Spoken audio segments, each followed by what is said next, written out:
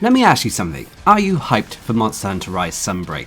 I ask this because I see little excitement in regards to the upcoming expansion. There is of course some out there, but not as much as I suspected, which is strange considering we had a big information dump recently in the form of the Monster Hunter Rise March 2022 digital event. Whilst I personally am excited for Sunbreak, I do have my concerns which I've banged on about multiple times. But those concerns aside, I would say that I am very much hyped and looking forward to experiencing what Sunbreak has to offer. On social media, I often see mixed opinions in regards to Monster Hunter Rise as well as Sunbreak. The viewership for Monster Hunter Rise content on YouTube is not exactly the highest, especially when compared to previous Monster Hunter titles, and viewership for Rise on Twitch is very low, sometimes even being surpassed by Iceborne. Okay, Iceborne is on more systems, but it's still something that caught my eye. All of this makes me suspect that the hype train for Sunbreak has not left the station. But why is this? Well, there could be multiple factors. Obviously, one reason could be that we have had little news about Sunbreak over the past few months. But I can imagine Capcom did not want to really interfere or reduce the hype for Rise on PC when it launched back in January. Yes, we still got drip-fed information via social media and such, but it was minimal information about Sunbreak nonetheless.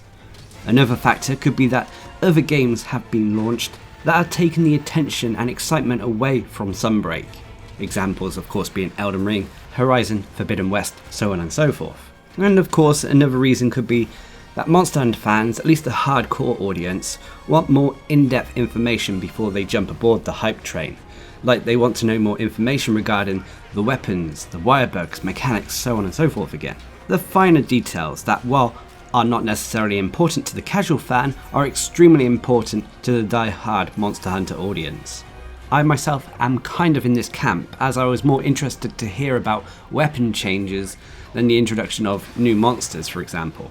Don't get me wrong, I also wanted to hear about new monsters, it's just that fine, in-depth information is just as important to me.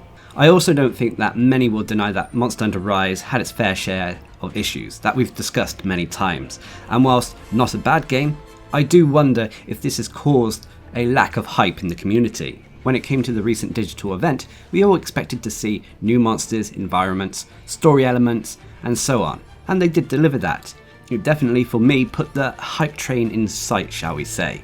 And whilst I've got my ticket and I'm waiting to jump on board, I still feel that the train is stuck at the station, as I'm sure others want that aforementioned in-depth information first.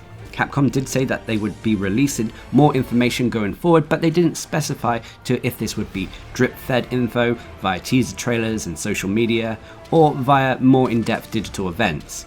It will probably be both, to be fair. A digital event with information about mechanics would definitely go down well, especially with the more devoted Monster Hunter fans out there. But from an outside point of view, to the casual fan, more monsters, environments and such is probably the way to go. The only issue with this approach is that the casual audience can sometimes be easily distracted by other titles out there, especially if Monster Hunter Rise Sunbreak isn't able to capture their attention.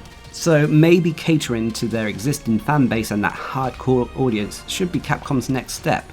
But regardless, one aspect that I believe Capcom are doing well on is the game's launch date. Releasing the game in summer on June 30th is definitely a good idea.